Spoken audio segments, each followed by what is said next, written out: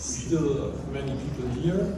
And I would like now to hand over to Taiwo for his session. And yeah, please. Thank you very much.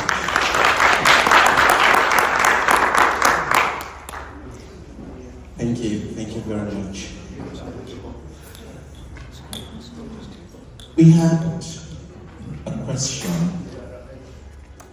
and the question was, how do we ensure that the best communication and control structure will be used by a third party that was running a project for DEFRA? This project was unique in the sense that it was to cover the 4 regions of the UK, Northern Ireland, Wales, Scotland, and England. It was to run over 3 years, and it also involved many different group of stakeholders, each of course, like we all know, system thinkers, with their different perspectives, their different objectives, and their different goals. For a proper background, DEFRA, the Department for Environment, Food and Rural Affairs, needed to gather evidence to inform its policy on greenhouse gas reduction on dairy farms. Like we all know, greenhouse gas emission is one of the key setbacks that we get from dairy farms. So we needed to commission a third party to run the research and development project to gather this evidence for us. And about that time, Angela had come to DEFRA to give a workshop on the viable systems model. And one of the people in the systems research group thought, well, this is what we need to give the best communication and control structure to this project that was coming up. And at the same time, I've been doing my systems thinking practitioner degree apprenticeship in Exeter, where I was also taught by Angela. So Angela has her finger all over this project, one way or the other. And I was looking for a work-based project to do, and I was invited to come and manage this as an internal consultant, because the team that owns the research and development project was not my own. It was another team within DEFRA. When we first started, our first task was, many people, like we all know, they are new to the viable systems model. So we had to upskill the key stakeholders. What is this VSM all about? What are the benefits of using VSM for this project? In addition to that, to bring in the critical systems thinking side of things, the CSH side of things, we also felt we could use the living laboratory model in conjunction with the viable systems model. What the living laboratory model does is it brings all the groups of stakeholders together to run this project at the same time as co-equals, so to say. So we upskilled them. And in upskilling them, what I did was I made sure I stripped out, I digested the complexity, and I brought out the main benefits to them. So I told them we'll have level 1, level 2, and all that, and these are the different benefits that you get. And I think they loved it, they appreciated it, they gave us the go ahead to run that. Then the next thing on our mind was, how do we develop this VSM model? Do we just give this third-party organization a complete VSM model, map and all, and say, make use of that. We had a bit of to and fro, and then in speaking with the stakeholder again, we observed that they would prefer a situation where we just develop a backbone, and with that backbone, the different organizations that we're going to bid for that project can flesh it out as it suits their respective organizations. So, to develop that backbone, we took into consideration the nature of the research to be carried out. It was an agricultural project on dairy farms, and we know from Scotland to England to Wales, the weather differs, practices differ, so we took that into consideration. We also looked at the geographical spread and diversity of the key stakeholders. So what I did was I developed the viable systems model map.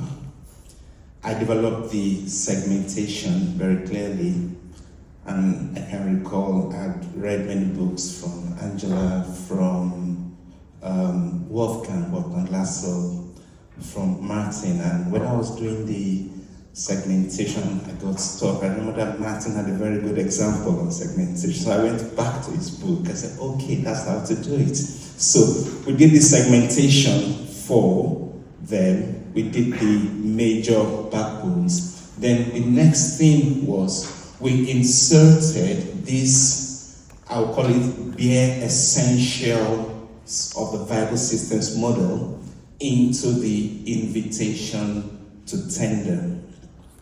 And when we put out the invitation to tender, we told them very clearly, we expect your organizations to be formed around the viable systems model. We told them very clearly the quality of your viable systems model will be assessed as part of the technical criteria for this bid. And at a point, we wanted to insist that there must be a VSM expert, like on the board of the organization you are putting for. But I think we went a bit light on that because it's a government thing, and we have to be, it's the first time we are doing it. So we put a phrase that said, like, you must have a living laboratory and or a VSM expert on your board. So we put out the invitation to tender. Then we had a supplier event where I was also there, and I explained the VSM to the suppliers. I explained the benefits to them. They had the room to ask questions. And then after the supplier event, they also had the room to ask more questions if they wanted. And I know somebody came back to ask about the operational unit, I think, which we answered. So there was a lot of time to educate them, to help them, to bridge the gap in their knowledge. And after the stipulated time, the bids came back, and I'll speak generally now. You could see that some of them, they went the extra mile. When I saw for some of them, the work they had done, you could tell a VSM expert has worked with this group in putting this bid together. So it was that good. And the bidding has been concluded. The work has been awarded to the winning bid. And that was the end of that exploratory project.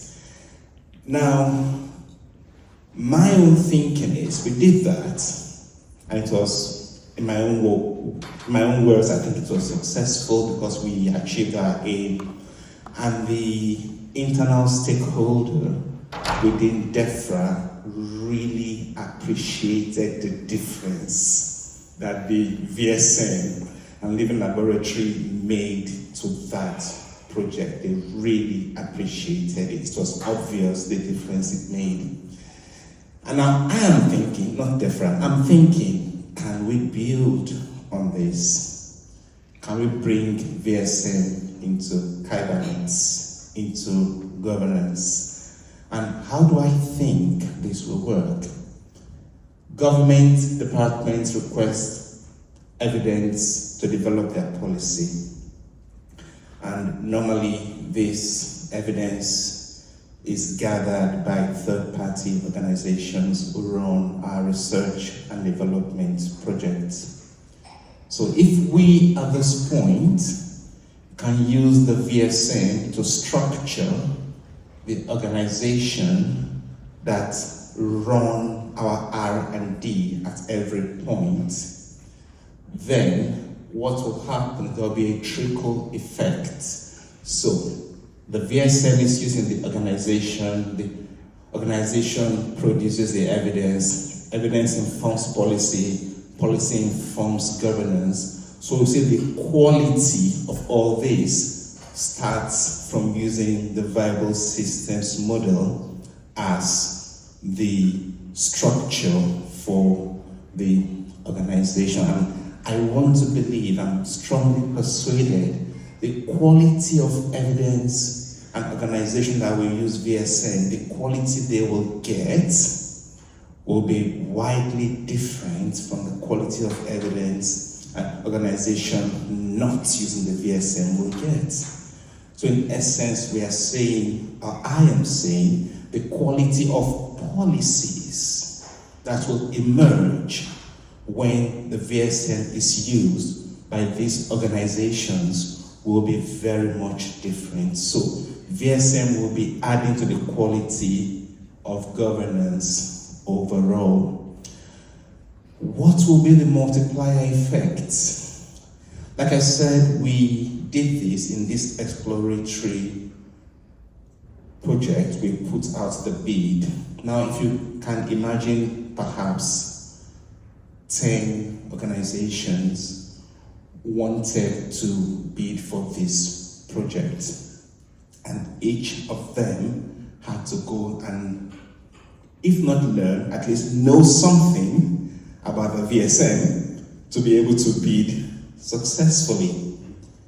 Now, if we had 5, 10, 20 of such projects, imagine 20 organizations bidding for each.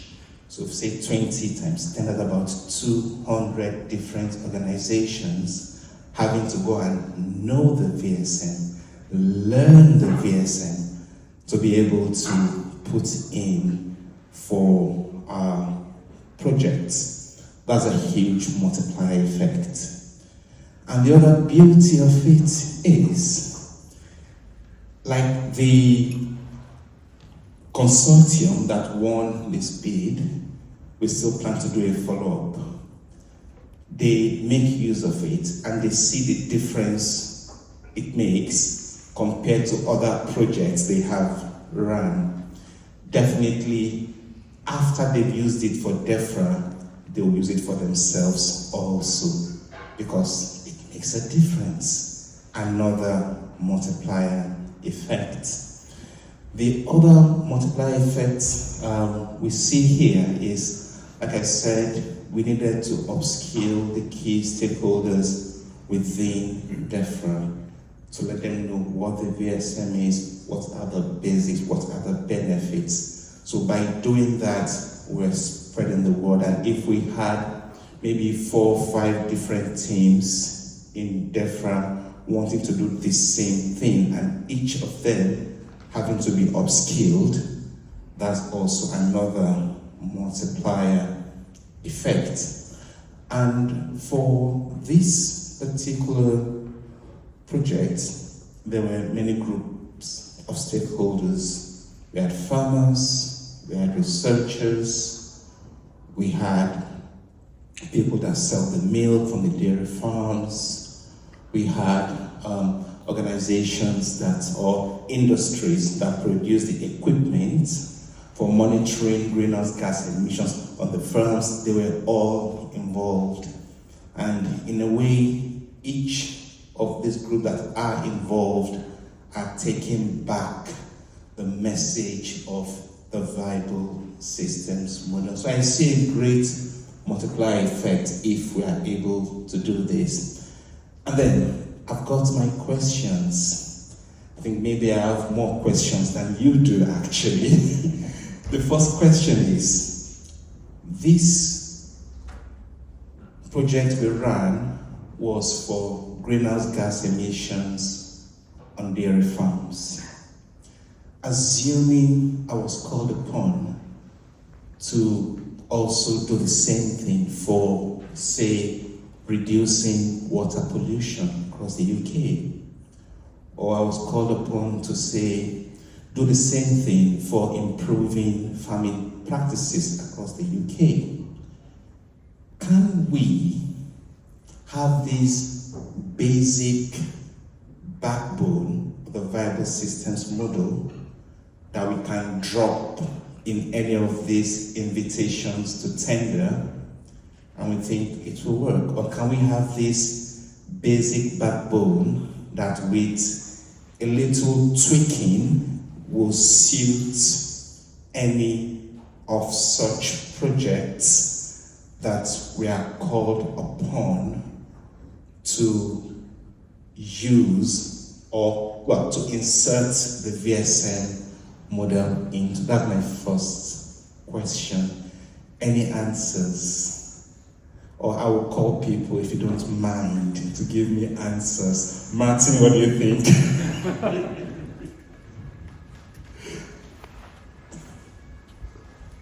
Well, I think the VSM itself is a backbone.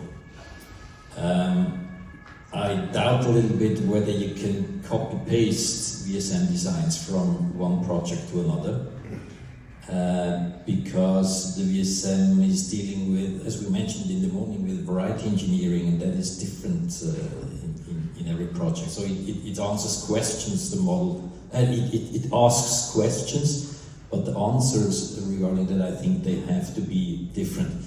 That's my initial reaction, but it's an interesting question, and I wouldn't say it's not possible. Thank you very much for the answer. That was very good. Thank you. Any other takers? Angela wants to talk?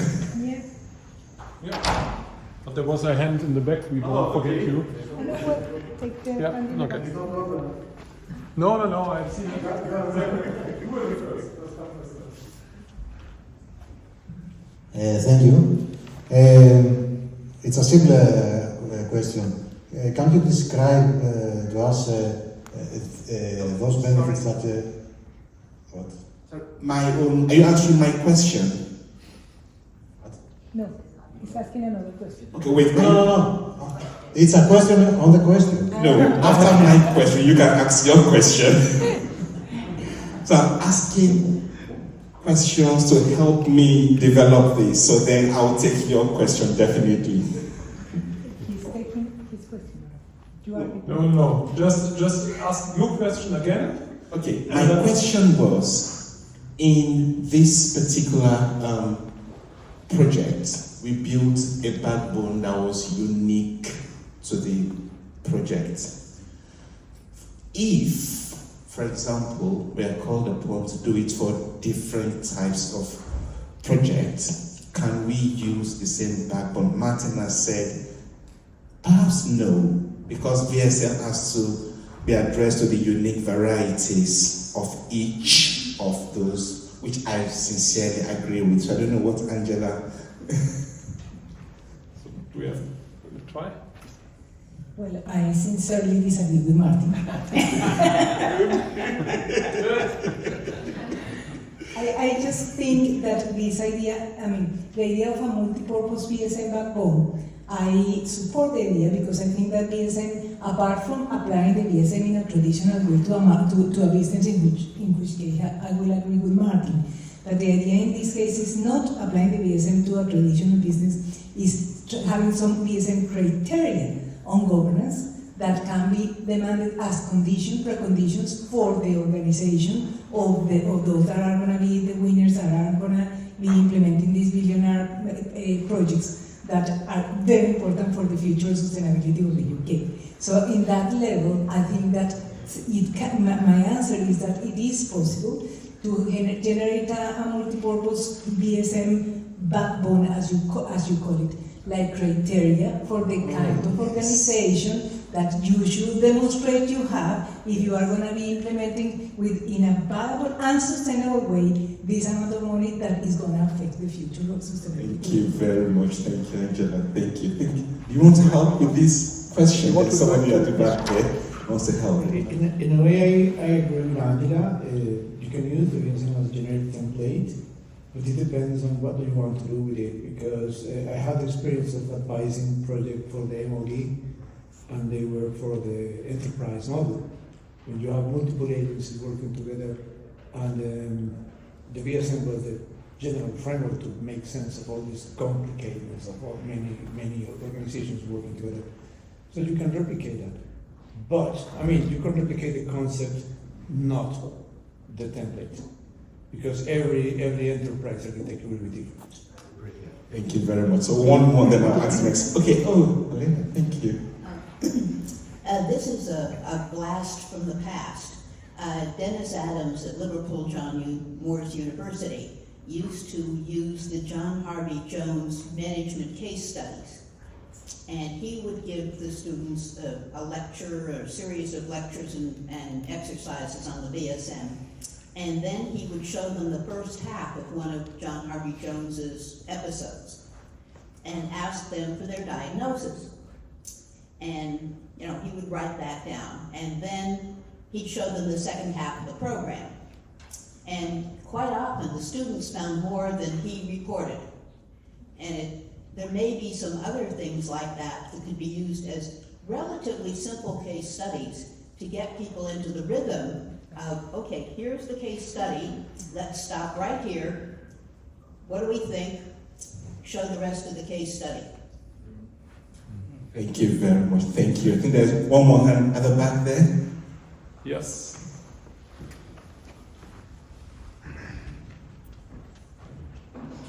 Honestly, it's a very tricky question you ask. But thanks a lot for the inspiration, because VSM and projects are for me usually two terms from two different worlds. Projects for me are in the dimension 2, like Martin likes to call it, more our execution of our process world, and VSM is the steering model in the third dimension. But I'm a big fan of bringing both dimensions together, like Agile and VSM, but also projects and VSM. What I see where you can make a reuse, could make a reuse, is if you look into project management methods and maybe PMI stuff like Project Management Institute, and there are some steering parts to projects, and to try to bring together, this could be a useful exercise, to enrich the project management steering part by some of the VSM methods, especially with the variety engineering as a control mechanism. But I would not try to make project management a generic part of the steering model, but to bring some steering into the second dimension of the organization, which is the process world. Thank you very much. I take the second question. What do you think we can do to encourage the widespread acceptance of this exploratory project? What do you think we can do to encourage acceptance within the government organization, acceptance within the third parties who will be bidding for our contracts? Any ideas on what we can do? Any takers?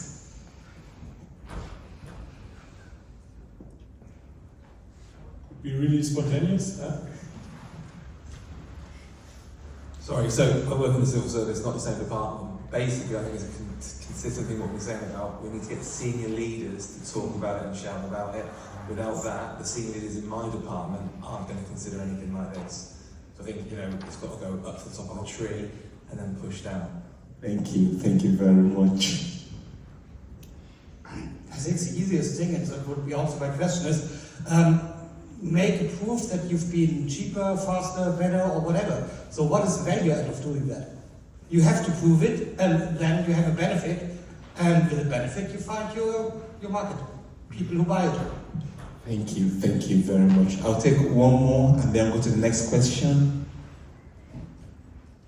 Right, next question now. What do you think will be the likely obstacles? I think Ross has said senior leadership. Likely obstacles to making this a widespread practice, not just in UK, in Germany, it can work. In France, any country at all. What do you think could be obstacles? Or what do you think could be some unforeseen consequences of doing this? Any takers? Please speak up. Okay.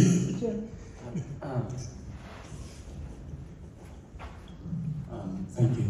Well, I don't know actually in your particular case, but organizations are still very hierarchical, and so bringing in a model which deliberately unseats power is obviously going to meet some resistance. I think if you were able to sort of show the business benefits of it, then that could be mitigated. But I see that as a kind of unfortunate reality. Thank you very much. Any other? Okay. I would suggest kind of building on the last two kind of questions. Obviously, designing for autonomy and maximising autonomy is antithetical to a lot of people that want to exert power. It's not what they want. In order to actually encourage adoption, one of the classic sales techniques, there's actually a sales process that's taught all around the world in terms of how do you sell, is you don't start with opportunity and benefit, that comes later. You always start with pain. And there's a methodology that I was taught a long time ago, PPVVCC, which is pain leads to power, in terms of once you've got somebody to acknowledge pain, you then exercise some power over them. That enables you to then give them a vision of an alternative, which then must be valued to the point you have to have the evidence of the value that's created. And then C used to be control, but then we decided we didn't like control because that was a little bit too manipulative, so we said C became about collaboration, and the final C, compelling reason to act. But always starting with a pain. So perhaps one approach to this isn't so much about why is the outcome going to be so much better, which undoubtedly it will be, but what problem, what existing recurrent pain and issue is it that you're addressing? That gets you in. It's not the reason why they ultimately will go with it, but it gets you into the conversation. It's the conversation starter. And without that, you're really struggling to get going. Thank you very much. Thank you. If I'm in this process as a supplier, I try to be different from the other ones. And you try to standardize some aspect of our work. Why should my question as a supplier would be, why should I accept you telling me how to do my work? Because you're not going to get the contract. Well, that's a very valid question, which strangely nobody asks. Perhaps because they also saw the benefits of doing it that way. But I will take that into consideration. Thank you. It has obvious benefits. I do not need it in the contract. Sorry? It has obvious benefits. You do not need to put it into the contract. So that's the catches its tail. Okay, yeah, thank you. I will take note of that. I think that's fine talking about the pain and the benefits and stuff like that, but before that we have to get the attention.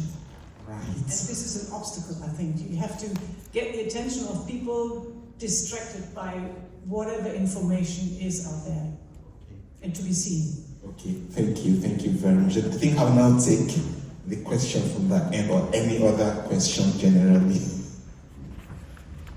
This was the question. What are the benefits of your implementation of your team in communities and in the governance? Thank you very much. Some examples. I will start with one key benefit that we experienced.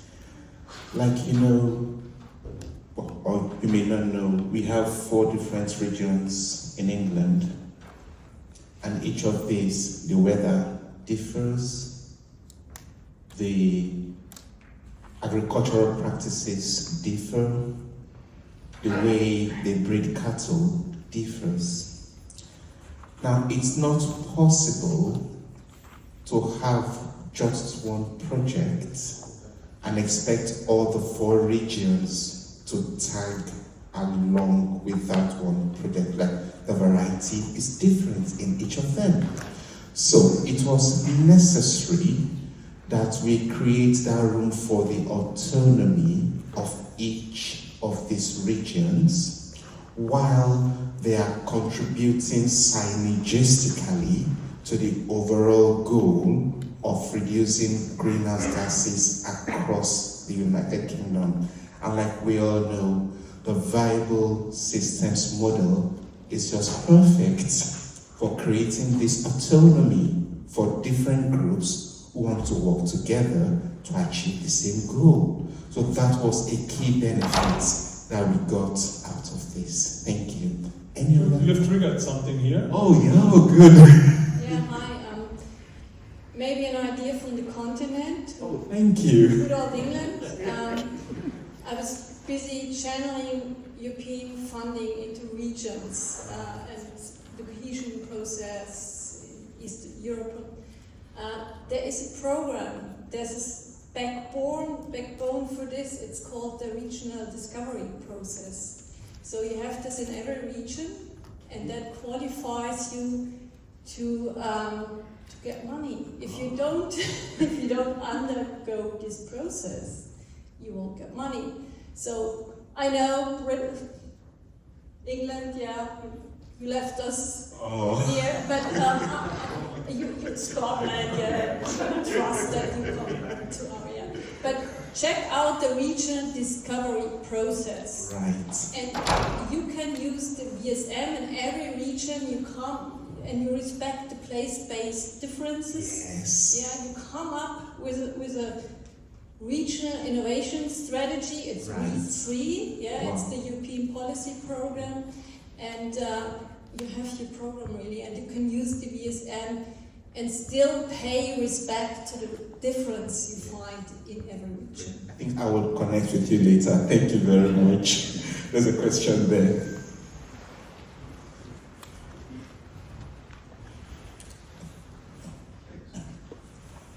I wanted to go back to your first question and comment. You can't cut and paste from one project to another. Thank you. And what came to mind was Stafford Beer's Massey Lectures, Designing Freedom, where he says every manager thinks his organisation is different from everyone else. But I'm going to present, in these words, I'm going to present the laws that they all obey, similar to Newton's law of gravity, that all masses obey, and these are the cybernetic laws of Ashby. So in one sense, all organisations are not different, they may be all the same, and maybe this is not the point that Martin was picking up on. Thank you very much. Which would be the first time in my life. Thank you. Any other question, please? Or suggestions, ideas? Okay.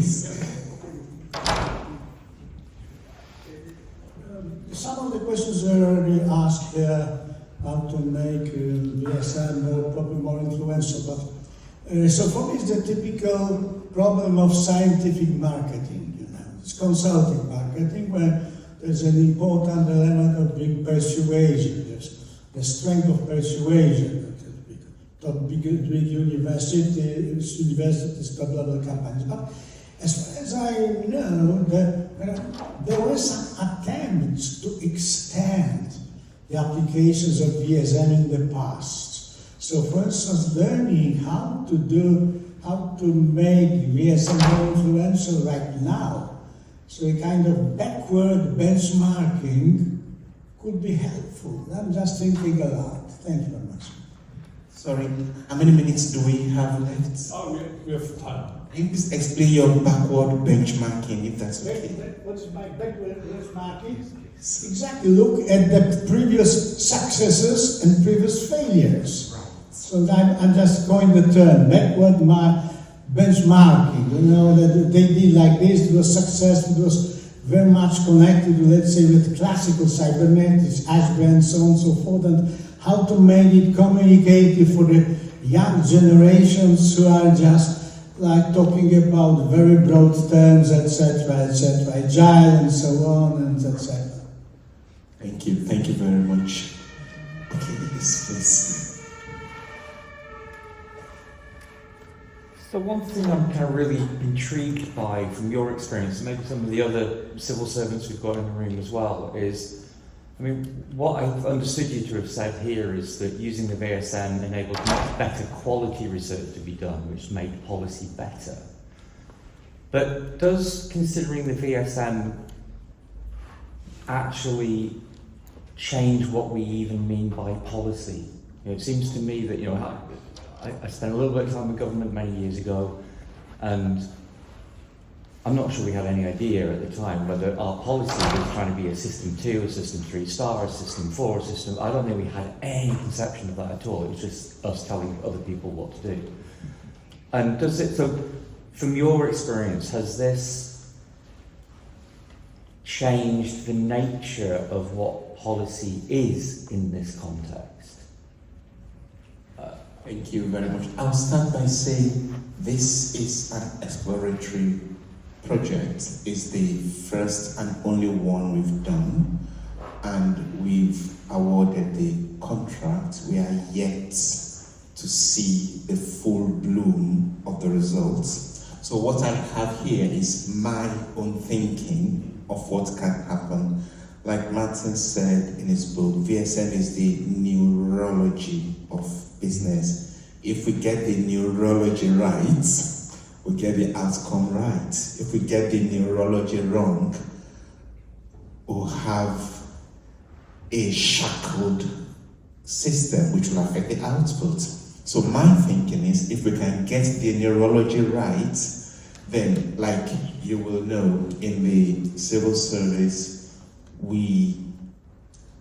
for DEFRA, we believe in evidence-based policies.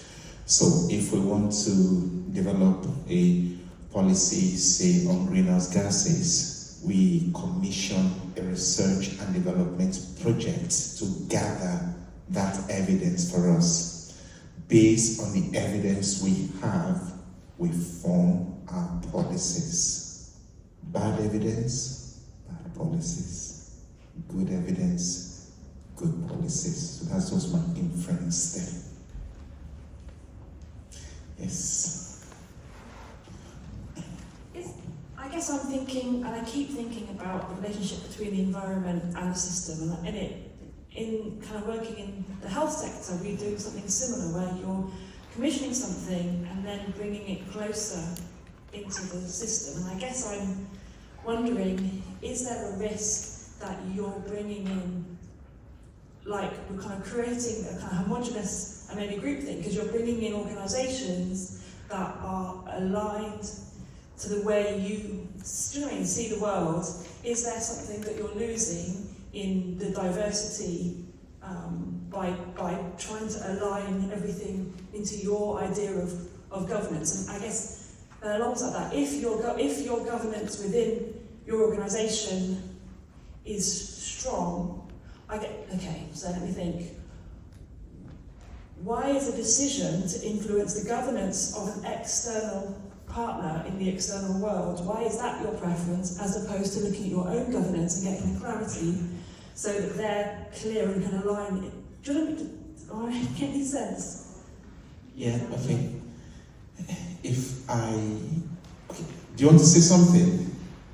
Are you adding to the question? No, I have another question. Okay, so if I get your question right, are we not maybe imposing our thinking on the third-party organization by requesting that they use the viable systems model? Is that the question? Well, yeah, I mean, I guess you are, but the question is, what does that, what are the risks of that? Because the unforeseen kind of... Exactly. Well, the risk, I will agree with you, there are risks attached to that.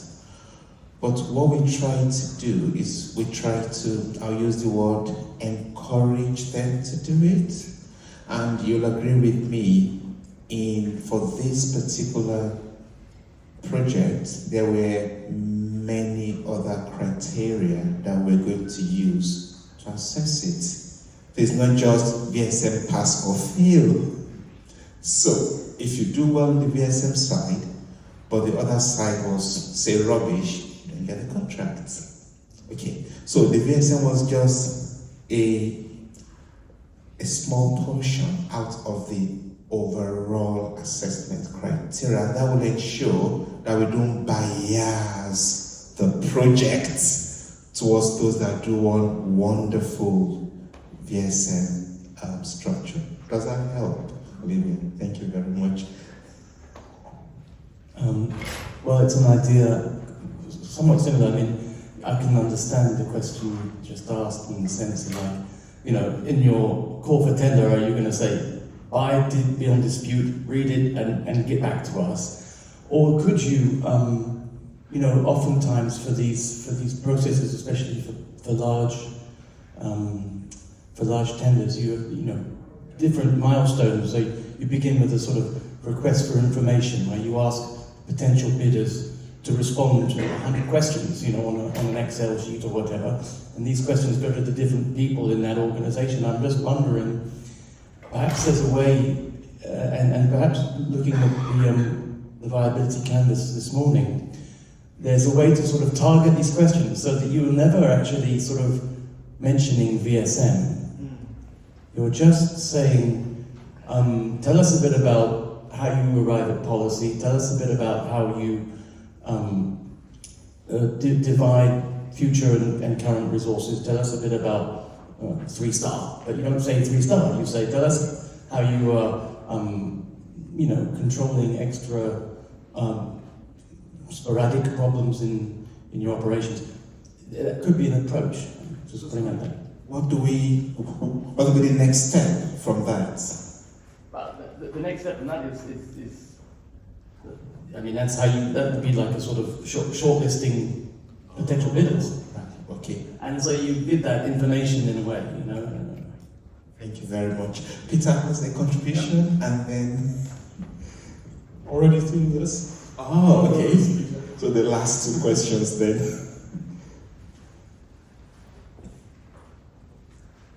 Thank you. I have a question really, or a comment about viability. You are the UK government and you have the money, and you are requiring a response in whatever terms you want, for what you want, essentially, for a period of time, probably. And so for that amount of time, your money is going to flow to whoever responds to your request for whatever you want to have accomplished. And what happens when the money stops? You know, how is the policy position going to be dynamic? How is it going to continue? Are you going to continually fund it? Or are you helping people in every region develop something that's viable, that's going to contribute to the whole situation and policy development in perpetuity, that is going to be helpful to society at large? Or are you just making them dependent on you as the funder? Yeah, I think I will start by saying this is not a UK government policy. No, it is not. Like I said before, it's just an exploratory project. And what we are expecting is, we've done this, in the next 3 years, we will observe how it goes. We will interact with the organization that is running it, and the main question will be, what have you gained from using the VSM? I know they've run other projects before. Can you compare this with when they didn't use the VSM? So what do you think we could do to make it so? All those questions we're going to ask, but at the minute it is not a government policy, but we'll wait to see what happens in the future. Yes, the last question there. Thanks. So sort of building on what the lady over there observed, that what you're doing is attempting to influence the governance of third sector organisations as opposed to your own governance. And I guess the context of that is a context in which so many services and functions of the state, in the UK at least, are now delivered by third parties because the state's been so hollowed out. So I just wondered, so in a way, using it through an invitation to tender seems like such a clever way to bring the VSM in. But I just wondered whether you'd thought about applying it within DEFRA itself and how that would be different and what would be the advantages of that. Thank you very much. Yeah, and I think just like many of us have already said, we need to see the results of this, the outcome, and based on that, like Ross said, we can go to people higher up and say, look, this is what we did in a third-party organization, these are the benefits. Can we try the same thing here? So this is just the first step. So thank you very much. So, yeah, I want to say thank you so much, every one of you. Thank you to the giants on whose shoulders I've stood. Martin, Angela, Ronnie, Professor, my lecturer, Wolfgang Marcel. Thank you so much, everyone. So now we will do a short 10-minute break and then go on to the next breakout sessions. So, yeah, 10-minute break. You're welcome to us.